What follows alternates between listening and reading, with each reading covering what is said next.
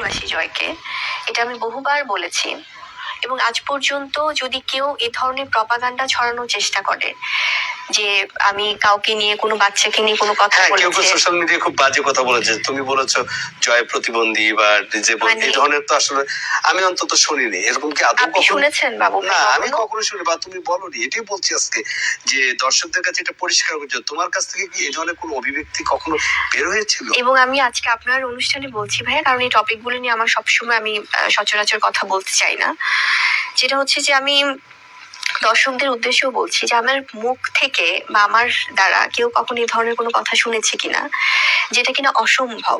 কারণ আমি কখনো কোনো বাচ্চাকে নিয়ে এই ধরনের মন্তব্য করব, সেটা একমাত্র আমার মনে হয় যে আল্লাহ তো সবকিছু দেখেন, তো এটা আসলে অসম্ভব একটা ব্যাপার। আমি কোনোদিনও এই ধরনের কোনো কথা বলিনি, এই ধরনের বাজে কথা। আমি সবসময় ওকে অনেক বেশি ভালোবাসি, এবং এটা আমি সাকিবকেও বরাবরই বলি যে শেহজাদ বা জয় বা ওদের যেন সবসময় ওরা সেই ভালোবাসা, সেই স্নেহ মমতাই যেন বেড়ে ওঠে।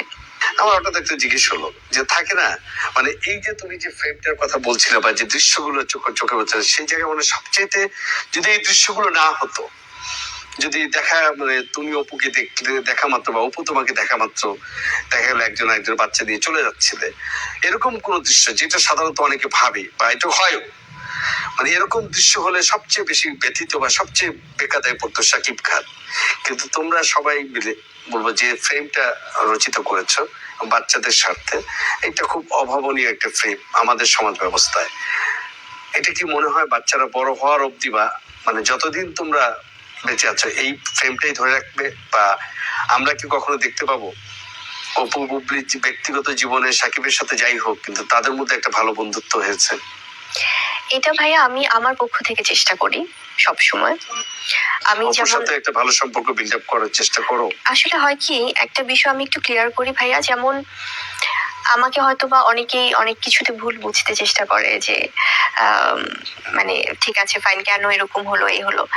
এখানে তো শাকিব খান যে মানুষটা, উনি তো একজন ম্যাচিওর মানুষ। এটা তো এমন না যে উনি হয়তো ফিডার খাচ্ছে একটা বাচ্চা শিশু, আমি তুলে এনে মানে আমার সাথে সম্পর্ক করিয়ে বিয়ে করিয়ে সন্তান নিয়ে, এরকম তো না ব্যাপারটা। এখানে প্রত্যেকেই হচ্ছে সবাই সবার জায়গাতে খুব চিন্তা ভাবনা করেই কাজ করে। তো সেক্ষেত্রে আমার একার সব, যদি কিছু কিছু মানুষ আছে যারা হয়তো আমাকে একা ব্লেম করতে ট্রাই করে, হুইচ ইজ কমপ্লিটলি রং। আসলে এটা তো ঠিক না। কারো কনজুগাল লাইফে যদি সবাই হ্যাপিলি ইনভলভ থাকলে কেউ কখনো সেখানে অ্যাক্সেস নিতে পারে না, এটা ইম্পসিবল। এবং আমার সাথে ওনার যে অধ্যায়টা, সেটা সম্পূর্ণই আমার মনে হয় যে সবার সচেতন একটা সিদ্ধান্ত। তো সেখানে আমি একা কোনো কিছু, আমাদের পরকীয়া আফায় কিন্তু একটা কথা ঠিক কইছে, একটা কথা কিন্তু ঠিক কইছে। তো সেটা কোন কথাটা ঠিক কইছে সেটা নিয়ে তো কথা কমু। তো আগে একটু আমার চ্যানেলে ইন্ট্রোডিউস করিয়ে দিই। তো হ্যালো ফ্রেন্ডস, আমার চ্যানেলে সবাইকে স্বাগত। আমার চ্যানেলে আসেন, ভিডিও দেখেন, আপনারা ভালো থাকেন, সুস্থ থাকেন। তো চলেন, আমাদের পরকীয়া আফা এতগুলো কথা কইলো, এতগুলো কথার একটু রিপ্লাই দিই। এটা অনেক পুরনো ইন্টারভিউ নয়, এটা নতুন ইন্টারভিউ। তো যাই হোক, আমাদের আফায় প্রথম যে কথা কইছে যে সে জয়কে প্রচণ্ড ভালোবাসে, সে জয়কে নিয়ে কোনো দিন বাজে কথা বলে নাই। তখন সাংবাদিক বেড়ায় তারা কি কইলো যে হ্যাঁ আমিও তো শুনি নাই, আপনি কইছেন। তো এরকম বলছে না, আপনি কি শুনছেন বা অন্য কেউ কি শুনছে যে আমি জয়কে নিয়ে কোনোদিনও বাজে কথা বলছি? কেউ শুনে নাই, কেউ শুনে নাই। তো আফা, পরকীয়া আফা, আপনি যে জয়কে প্রতিবন্ধী বলছেন, জয়কে একটা কি অ্যাবনর্মাল বাচ্চা বলছেন, সেটা কিন্তু অন্য কেউ কাই নাই, স্বয়ং আপনার লাড্ডুর বাবা কইছে। বুঝছেন? আপনার যে লাড্ডুর বাবা আছে, সে বাবাই কিন্তু অপু বিশ্বাসে কইছে যে অপু, ও বুবলি এরকম জয়কে এই কথা বলে, প্রতিবন্ধী বলে, অ্যাবনর্মাল বলে। সেটা কিন্তু স্বয়ং শাকিব খান বলছে অপু বিশ্বাসে। শাকিব খানরে আপনি কইছেন, আপনার লাড্ডুর বাবা বলছে। বুঝছেন? এবার আপনি করবেন লাড্ডুর বাবা হয়তো মিথ্যা কথা বলছে বা অপু বিশ্বাসের সোশ্যাল মিডিয়া মিথ্যা কথা কইছে। তো প্রথমে অপু বিশ্বাসের কথা কই। অপু বিশ্বাস যদি যখন ভিডিওটা পোস্ট, অপু বিশ্বাস অন লাইভে বলেছিল যে আপনি তার বাচ্চাকে নিয়ে শাকিব খানকে কী কইছেন। তো যদি অপু বিশ্বাস মিথ্যা কইয়া থাকতো, তাহলে সেটা আপনার প্রোটেস্ট করা উচিত ছিল, আপনার উত্তর দেওয়া উচিত ছিল যে আমি এই কথা কই নাই। বা যদি অপু বিশ্বাস মিথ্যা কথা বলতো, তাহলে শাকিব খানেরও বলা উচিত ছিল না আমি অপুকে এই ধরনের কথা বলি নাই। আপনারা কেউ কোনো কথা বলেননি, তারপরে আপনারা কইছেন শাকিব খান অপুকে কইছে। এটা সত্যি কথা, সত্যি কথা। আর যদি অপু বিশ্বাস মিথ্যা কথা বলতো, তাহলে তো আপনিও কথা বলতেন যে আমি তো এই ধরনের শাকিবকে বলি নাই। তখন শাকিব খানেরও বলতে হইতো যে না, আমি অপুর এই ধরনের কথা বলি নাই। কিন্তু আপনারা কেউ কোনো কথা বলেননি, তার মানে আপনি শাকিবকে বলছেন যে জয় প্রতিবন্ধী, অ্যাবনর্মাল। সেই কথা শাকিব খান গিয়ে তার প্রথম স্ত্রীকে বলছে। যে জানো ওই পরকীয়া রানী জয়রে এই বলছে, বুঝছেন? আপনারা বলছেন। আর এই কথাটা আপনি কোনো ক্যামেরায় কী করে বলবেন? ক্যামেরায় বললে তো লোকে আপনার কেচ্চা বুঝে যাবে। আপনি তো শাকিব খান পার্সোনালি বলেছেন। এই যে জয়রে আপনি এই বাজে বাজে কথাগুলো তো আপনি শাকিব খানের পার্সোনালি বলছেন। এটা তো আপনি ক্যামেরায় বলবেন না, কারণ আপনি তো জানেন আমি ক্যামেরায় বললে আমি আরও খারাপ হয়ে যাবো। এমনিতে তো খারাপ, আরও খারাপ হয়ে যাবো। তো আপনি এটা ধুরন্ধর চালাক মহিলা, আপনি কী করে ক্যামেরায় বলবেন? আর আপনি ক্যামেরায় যদি না করেন তাহলে পাবলিক কী করে শুনবে? আপনি তো শাকিবরে ফোনে ফোনে কইছেন, নাহলে স্বয়ং শাকিব খানের সামনে কইছেন। যখন একটু সুযোগ পাইয়ে শাকিব খানের বাড়িতে ঢুকতে পারতেন তখন কইছেন। কিন্তু আপনি তো ক্যামেরায় কর নাই, কারণ ক্যামেরায় করলে তো আপনি নিজে ফাঁসে যাইবেন। তো এই জন্য আপনি ক্যামেরায় কর নাই। কিন্তু হ্যাঁ, আপনি একটা কথা কিন্তু ঠিক কইছেন যে আজকে যদি সাকিব অপুর মধ্যে যদি ভালো সম্পর্কই থাকতো তাহলে আমি গুগলি ব্যক্তিটা কী করে আইতাম। এটা অতি বাস্তব কথা, এটা অতি বাস্তব কথা। কারণ দোষটা শুধু আপনার একার নয়, ওই শাকিব খানেরও দোষ আছে, চরিত্রের দোষ, বুঝছেন? শাকিব খানের চরিত্রই ভালো না। তো চরিত্র ভালো না থাকলে শুধু আপনার দোষ কেউ কয় না, দোষ আপনার তো আছেই।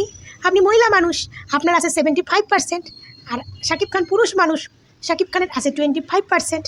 কারণ এমনিতেই তো কথাতেই বলে যে বেটা মানুষের একটু চলন দলন একটু অন্যরকম হয়, কিন্তু মেয়ে মানুষের চলন দলন ঠিক করতে হয়। কারণ এটা আজকের না, এটা জন্মগত হয়ে আইতাছে, পূর্বপুরুষে হয়ে আইতাছে। মেয়ে ছেলেদের সহ্য রাখতে হয়, মেয়ে ছেলেদের বুঝে শূন্য পা ফেলতে হয়। এটা আমরা পেট থেকে পড়ার পর থেকে শূন্য আইতাছি। তো আপনার জন্য নতুন কিছু না। সাকিবের যদি 25% দোষ থাকে, আপনার ছিল 75%। দোষ দুজনেরই আছে, তাহলে দুয়েতেই বাজাইছেন। শুধু সাকিবের আপনার একার দোষ না। আর সাকিব ধোয়া তুলসী পাতা না, সাকিবেরও একটু চরিত্র দোষ ছিল, চরিত্র খারাপ ছিল। তখন অপু বিশ্বাস প্রেগনেন্ট হয়, তখন সবে সবে জয়রে পৃথিবীতে এনেছে। তখন শাকিব খানের চোখ দুটো ফাঁকা বিছনা ছিল, সেই ফাঁকা বিছনা একটু গরম করার জন্য আপনার দিকে ঝুঁকে গেছে। আপনিও সেই সুযোগটা পাইছেন, সুযোগটা পাইয়া আপনি আপনার গর্ভের মধ্যে বীরকে ঢুকাই নিয়েছেন। তো দোষ দুজনারই, আর তালি দু হাতেই বেজেছিল। কিন্তু কপালটা খারাপ হলো কার? জীবনটা নষ্ট হলো কার? আমাদের অপু বিশ্বাসের। সে একটা ভালো মেয়ের জীবন নষ্ট হয়ে গেল। কুকর্ম করলেন আপনারা, আপনি শাকিব খান কুকর্ম করলেন, তার সাজাকে পেল আমাদের অপু বিশ্বাস। তার সাজাটা পাইলো অপু বিশ্বাস, কারণ আপনারও এরকম চরিত্র, সাকিবেরও এরকম চরিত্র, কিন্তু অপু বিশ্বাসের তো এরকম চরিত্র না। শেষ পর্যন্ত অপু বিশ্বাসের জীবনটা নষ্ট হয়ে গেল, তার বাচ্চার জীবনটা নষ্ট হয় নাই। বাচ্চাকে সে মেনে নিছে শাকিব খান, কিন্তু অপু বিশ্বাস তো তার স্বামীর ভালোবাসা থেকে বঞ্চিত হলো, তাই না? আজকে একটা বাচ্চা তার বাবা মার সঙ্গে থেকে বড় হবে, সেইখানে সে জয় থাকে তার মায়ের কাছে, শাকিব খান তাকে আলাদা। এই ভালোবাসা, বাবার ভালোবাসা থেকে বঞ্চিত হচ্ছে। এটা কার জন্য? আপনার জন্য। তালি এক হাতে বাজে না ম্যাডাম, তালি দু হাতেই বাজে। চরিত্র দোষ দুজনারই খারাপ, শুধু কপালটা খারাপ ছিল আমাদের অপু বিশ্বাস। ভগবান যা করে মঙ্গলের জন্য করে। আপনি যে কর্ম করছেন তার ফল পাইছেন, আর শাকিব খানও যা কর্ম করবে তার ফল সে এই দুনিয়াতেই পাবে, বুঝেছেন? তো সবাই ভালো থাকবেন, সুস্থ থাকবেন, টাটা। আর একটা কথা, বেশি করে ভিডিওটা শেয়ার করবেন, বেশি বেশি করে শেয়ার করবেন।